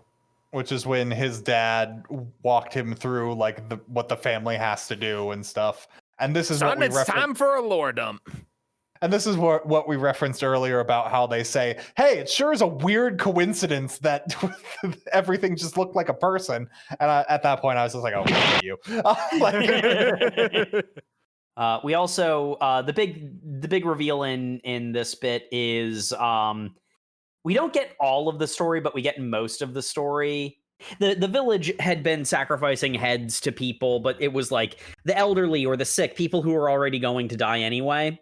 People who were giving themselves over to it, basically. Yes. Yeah, so it's like, I'm going to die, so I want my death to be for the good of the village. Hey guys, make a wish to the brain snatcher. Mm-hmm. And then a traveling priest was murdered, and then they started just killing vagrants for wishes, it seems. Yep. It escalated horribly out of control, and that's where the little shrine comes in. Wow, we could abandon ethics in order to get more heads for more wishes on our wish god? Cool! We could abandon ethics to get more head? Well, yes, that was always an option. Meanwhile, Yoshiki gets relayed this information and goes like, wow. Wow, our ancestors are a bunch of murderers. Yeah, sure, I'd hide that too. Wow, that's great. I feel so much better about my monster. Suddenly, my degeneracy seems way less depraved. Yeah. Lower body count, not a 0 body count, but a lower body count. Well, his body count is 1. But yeah, the other thing that we find is Hichi-san is the head of the person who it was the person centered around the big like plague famine to bring someone back from the dead.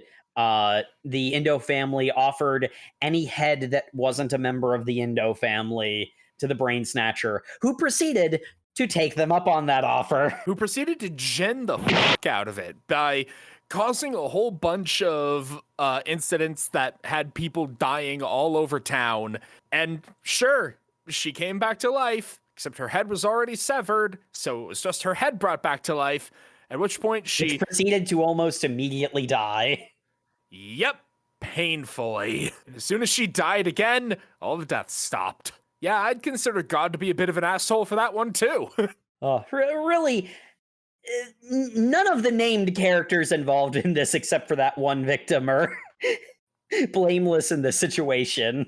True enough. Hichi is the named victim. Yes. Actually, before we get revealed that, we do have Asako going to talk to Hikaru, being like, yeah, so I was kind of talking up my ass before. You aren't Hikaru at all. You're something else that looks like him. Yeah. I saw you jizzing all over Yoshiki in the hall. I'm really happy for you two. I can't be mad at you for what you are. I miss Hikaru though. Like, they're using the logic of like, you can't be mad at a wild animal for being a wild animal. And yes, because a wild animal lacks the ability to reason. Hikaru doesn't lack the ability to reason. Like, you can very much blame him for what he does. Yes. Yeah. Yes, you can. It's okay. I don't mind that you deafened me in one ear. It's all good. I'm just glad you're having some young love. I hope that comes up later. I hope that's just her grief. Yeah, because it's like, okay, whether or not this is going to be like handled properly or not is yet to be seen, because like this scene is currently in a bottle. Yeah, I'm hoping she's just currently lost in her grief, and she'll come back later like, actually, no, hold on. I have plenty of reason to be angry at you. Yeah, because this whole scene is about like the whole thing of like, when people don't know Hikaru is gone, they can't grieve for his loss. And regardless of what their relationship actually was, the two of them were close. Mm-hmm. So she's suddenly getting hit with the grief of, one of my closest friends has been dead for like a year now. And I'm currently talking to a stranger about it. Yes. So like, whether or not this is going to be followed up on in a meaningful way is going to heavily weight how, her character functions, I guess. Yeah. I don't have a lot of faith because her grief kind of immediately turns into character motivation for Hikaru. Yeah. It's kind of like, I feel bad that you're sad is kind of where it goes. And I'm like, that's really awful. Like, she's allowed to be sad at you. You are the cause of her suffering. You are not actually taking the problem. You are not taking responsibility for that. You are saying, oh, I am hearing your feelings. They make me feel sad as well. I don't fucking care that you feel sad. Like, yeah, because not Hikaru's takeaway from this is, oh, if I never possessed this corpse, then everybody would have had the opportunity to mourn Hikaru. But then after mourning him, they could have moved on. And particularly Yoshiki could have focused on living a full and happy life, despite, the sadness of this tragedy. Oh. And again, it's not him understanding why it's bad that Hikaru is dead. It's not him understanding the value of life. It's simply him responding to, oh, this makes the I'm sad that you're sad. I'm sad that you're sad. It's kind of even worse than that. It's your sadness is making me sad. Like, yes. And instead of confronting that in any way, I'm going to make plans to become Hikaru, I think is what he's doing here. No, he's gonna go back to being the brain snatcher on the mountain is what he intends to do. It's like, I'm gonna nobly sacrifice myself, woe is me. Yeah, it's effectively committing suicide because he's giving up the person, the being he is now, to return to being a thoughtless, formless entity on the mountain. Mm-hmm. That's the thing. It's even it's to some extent even potentially worse than that, because we don't get this resolved is something worth noting. But like, he's kind of implying he's going to stay in Hikaru's body and just live up in the mountain. Yeah. So it's like it's like he's not even really fully committing to this either. He's not even making the sacrifice. He's offering to make the sacrifice with really no evidence that he's going to go through with it, which just feels stupid and manipulative, which is his entire character. But I do want everything he's done. Yes. Yes. Except it's really weird because a lot of the time the manga just portrays that as like romantic drama rather than like the horror it should be. I don't know. But I do want to talk about the like scene he has with Yoshiki where he says like, hey, what kind of guy was Hikaru? And then Yoshiki just proceeds to have the most heterosexual explanation of his best friend, which is he's literally like the hottest manga protagonist you ever seen Blue Lock? He was like one of those dudes. Everyone loved him. And every single week he'd be in love with a new girl and he'd try and confess to her. But then she'd start dating someone else. And I was thankful every single time. He was really into this girl from Class B before he died because she looks like a character from the manga he likes. She was unattainable. And he'd fall asleep during movies and I'd get to stare at his cute face. Completely heterosexual. There is no heterosexual explanation for that. There never was. But yeah, as we established, Hikaru does his whole like I'm gonna sacrifice myself nonsense, and like the stinger we get is Yoshiki knocks on the door to talk to his dad for the first time in literally months. Is like he's known about the Losers Club for months at this point. And also, he has a little throwaway thought where he's like, I can't remember the last time I've started a conversation with him, which, a very healthy relationship they've got going on here. Everything is fine. But it's okay. They finally started summer break, so this can truly be the Summer Hikaru Died. Well, Yoshiki does have a conversation with his dad, which begins with a flashback of an old morality story. Yes, my son, there was once a tale of a greedy peasant and a kindly peasant who went foraging in the woods. The greedy peasant found a massive mushroom, and he said, this is my mushroom and no one else can have it. So I'm going to go stash it in this hole in the mountain so that nobody else can take it. Oh no, my head fell off. And the kindly peasant ran back to the village, but his basket was full of bountiful food for a great feast. And this is the story of the great brain snatcher. Dad, what the fuck was that story? I don't know either. Which is a completely appropriate response. The I don't know either raises questions, but okay. I love his dad right here because you can just see what a great father he is, because his next question is, so how's school going? Summer vacation just started, Dad. Like, yep. I love the juxtaposition because it's the two of them sitting on the porch together reading this story, being confused about the morality of this very shitty Aesop. And then the next page turn, it's teenage Hikaru facing away from his dad while his dad's sitting in the same position on the same porch. Subtlety, this manga lacks it in spades. Man, I almost feel sorry for the dad because, he's trying to do vague small talk, and Hikaru's like, yeah, small talk. So, what was the crime of the Indus? What's the great sin of this village? Okay, boy. You're diving right into the deep end, huh? Who told you that? It's not important. It's just something that I know about, and I need more answers. Well, okay. Let me tell you a story. You see, me and your friend Hikaru's dad, we were friends back in the day. And he told me that whole story that we mentioned earlier about the... What the plague actually was. What the plague actually was? As penance for this crime, the Indo family, which I believe means like gravekeeper? Temple of Mourning. Yeah, Temple of Mourning.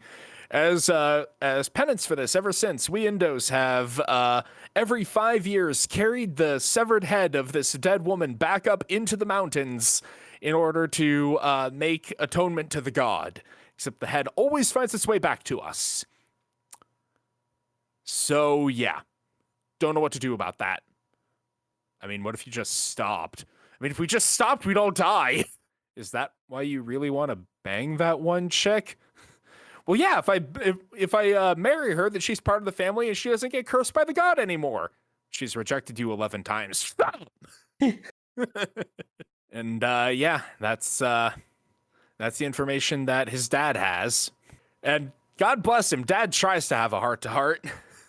I'm genuinely confused whether who's like the problem in this relationship, like his dad or his mom.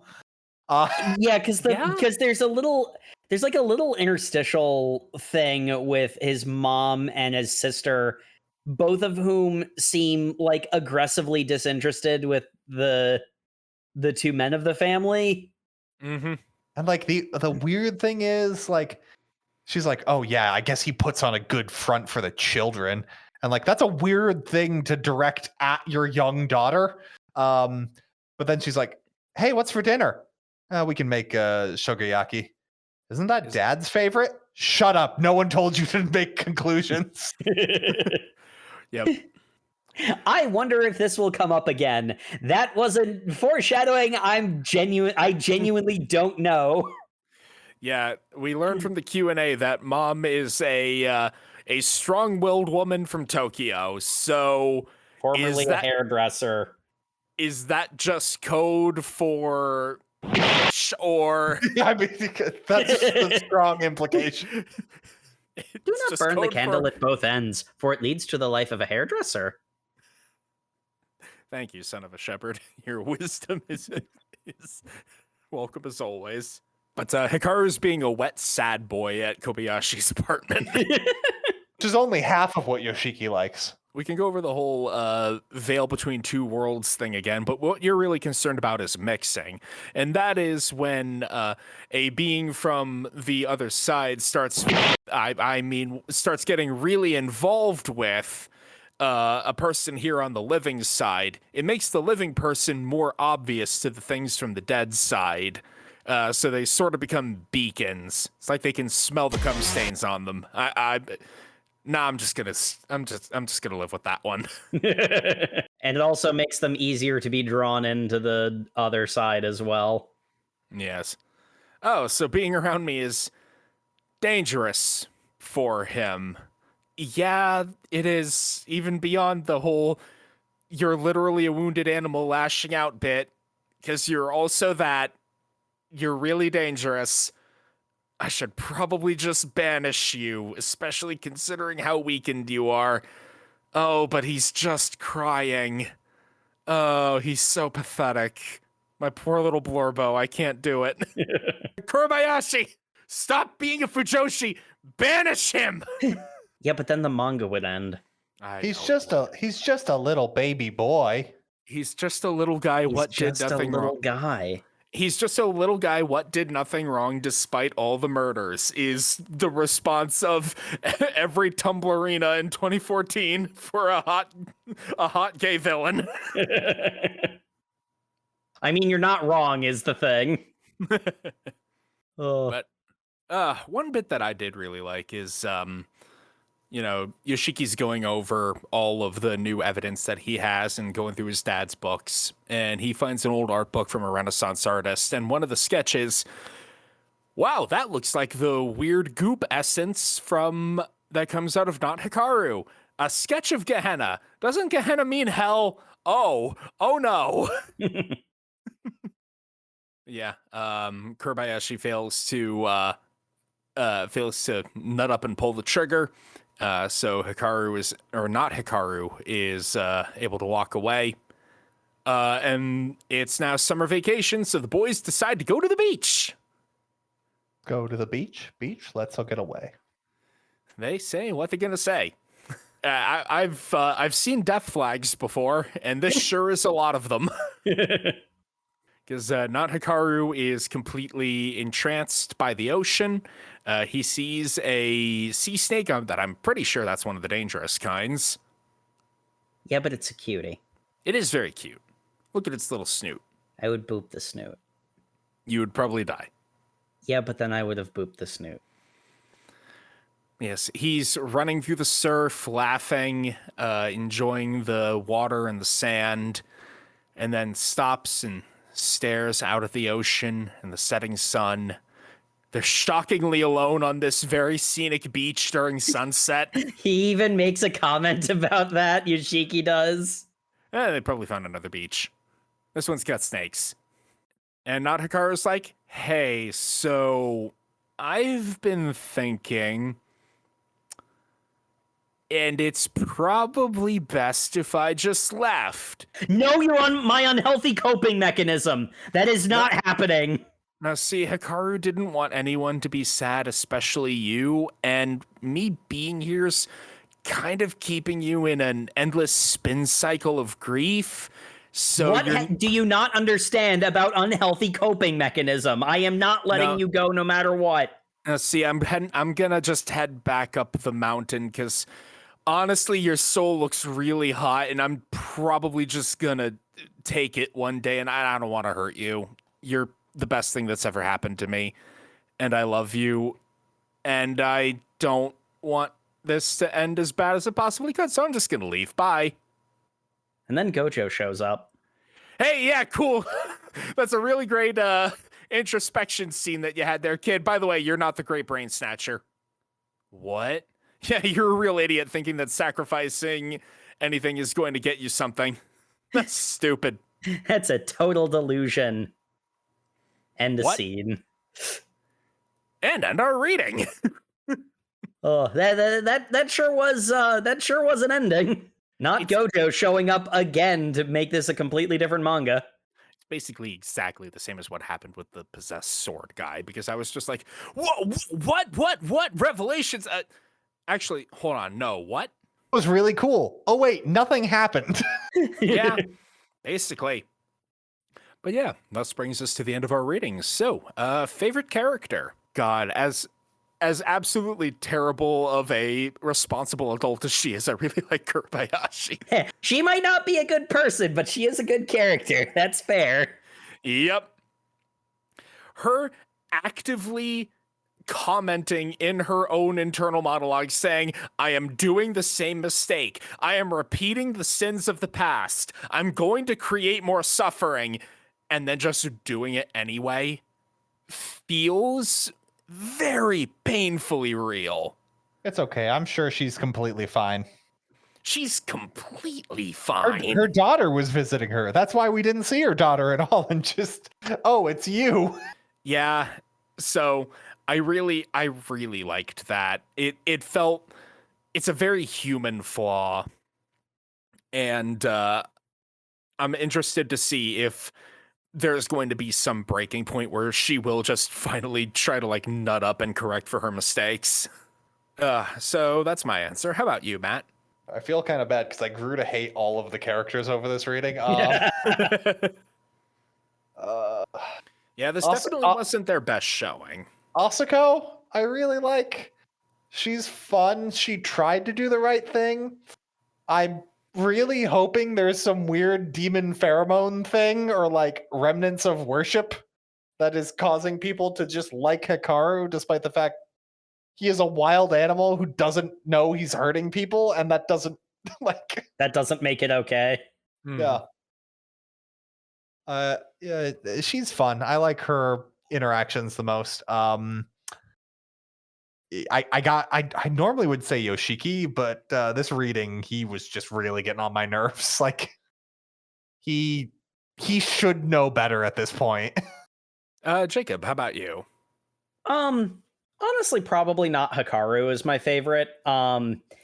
There are there's a lot of elements of this reading where it's like, boy, I hope this is actually going somewhere and not just what it appears in this scene in a bottle. And on like I enjoyed the reading and I enjoyed the reading last time. Like there is a level of like it has enough of my trust that I'm willing to not simply take things at face value yet. Um like there's the elements of Hikaru being a wild animal, but there's also the elements of like obviously like there's like a very strong metaphor for an abusive relationship here, and I do think it's kind of interesting to specifically focus on a character that's not just a mustache twirling evil abuser, but someone who doesn't realize they're abusing and trying to be better, and seeing the struggle of someone realizing that they're the problem and attempting to be better, because there's a lot of both positive outcomes, and there's a lot of tragedy outcomes that you can do with that could be very interesting. So that's sort of like the angle that I've chosen to approach the reading thus far. That said, though, and this kind of goes into our next section of thoughts on the plot, there is a lot of I'm sort of giving the manga credit that I hope that it pays off on, because if it doesn't, there were a lot of elements that I was not a big fan of in this section. I don't think a ghost hunter who's that level of competent needs to be here for this story to function. Especially considering he kind of just randomly shows up sometimes, and then the plot just proceeds after he leaves randomly again. Yeah. I genuinely don't think I can remember a moment Hikaru and Yoshiki actually solved something. They just happen to be in a place where someone expositions at them. And like it's multiple times in a row. It is literally just happenstance they run into that person. Yeah, it's I'm kind of torn. I had fun with the mystery elements in the moment, but as I've said a few times at this point, I had fun in the moment. Upon retrospect, I'm like, that was pretty weak, or that was really out of the blue and confusing.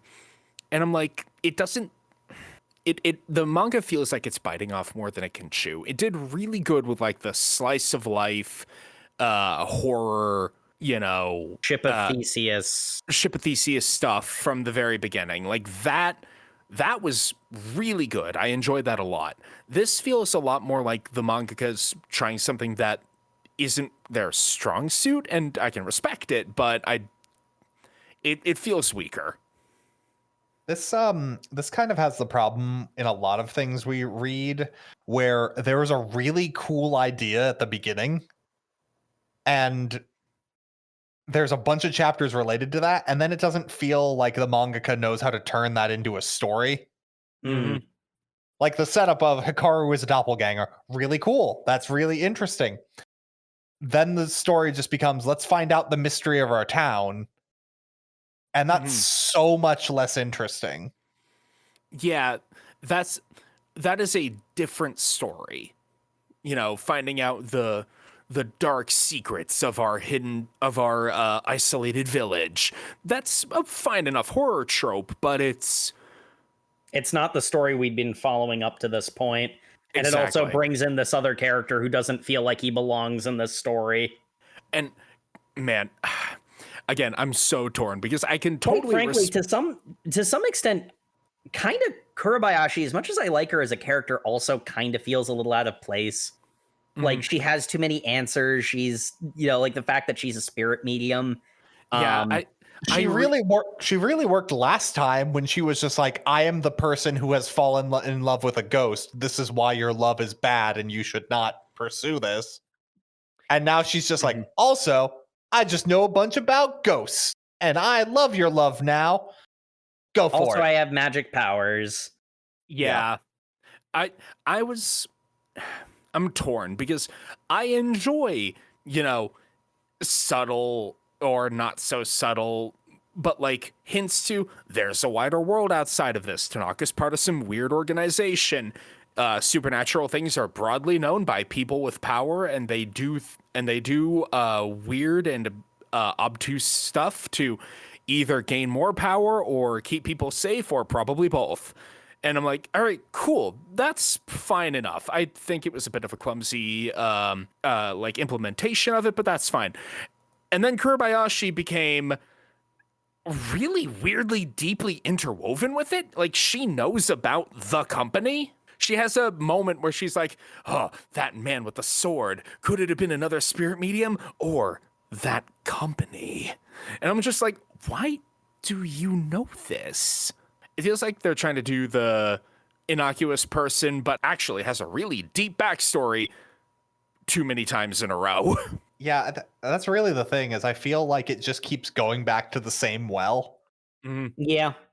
Like, I don't really feel like this reading had anything new or interesting to it. It had the like ripping out his heart, but like that spun its wheels to a degree. everything spun its wheels to a degree. There was a lot of like, it's hard to feel like the ripping out his heart had an impact because sure, he couldn't fight off. Yeah, it feels more mechanical than it feels emotional. He couldn't fight off Long Neck Man, but he talks all the time about how ripping out part of my insides makes me not a threat to humans, and then he nearly kills Yoshiki again. And like, he then goes, I don't think I can even put that back in. And it's just like, oh, then you don't feel demonstrably different. It also kind of just ruins the horror of it. It kills the eldritch horror of Hikaru when he did that. It also kind of kills the monster maker aspect of it. because that ruined my fetish. But no, because okay, legitimately, because like part of the taboo is like, oh, he's so much stronger than me. He could kill me in an instant, but he's being so tender. But no, now he's put on the weighted clothing. He's activated the power limiter. He literally went up to Yoshiki and was just like, hey, I ripped out of the part of me that makes me dominant. I can be a sub for you now. And Yoshiki's just grimacing, going like, I didn't ask for that. I'm not a switch. I think the general consensus is this section was messy. It didn't feel like the mangaka knew what they wanted to do. Yeah. It's messy, and like, at least for me personally, there was enough good, especially in the last section, but also in this section, because there were a bunch of interesting ideas, even if they weren't handled in a way that like really worked for them. It's like I'm willing to give the manga another chance of like, let's see the next chunk of the story and see if like some of these threads get paid off or followed up on. But it is kind of on that thin ice of, boy, I hope you do something, next time I pop in, because if you don't, then you've sort of worn out your goodwill. Yeah, so dovetailing into, would you continue reading? I'm kind of with Jake on this one. Honestly, we are not too far from being current with this one as of the time of this recording, so I could catch up super easy. That's fine. But I'm with you on this one, Jake. It feels like it needs to tighten up the story for phrasing, for lack of better phrasing, or else I'm kind of going to lose interest. How about you, Matt? I kind of feel like it's already burnt its goodwill out on me. I really didn't get anything I liked a lot out of this reading. I think the closest was Yoshiki stabbing Hikaru, and then that didn't really have any consequence. It's the whole like Hikaru rips his heart out, but that was something you explicitly didn't like. Yeah, and it's just like, and even then, like the fallout from that is really kind of just brushed under the rug. It's really the thing. Like a lot of these things should be like deep, like trust breaking things. Like this should be like a character thing between these two people, because they don't care about the mystery. Mm-hmm. Yoshiki is not solving this thing. He just is occasionally walking into people who know intrinsically things and is writing them down in a notebook.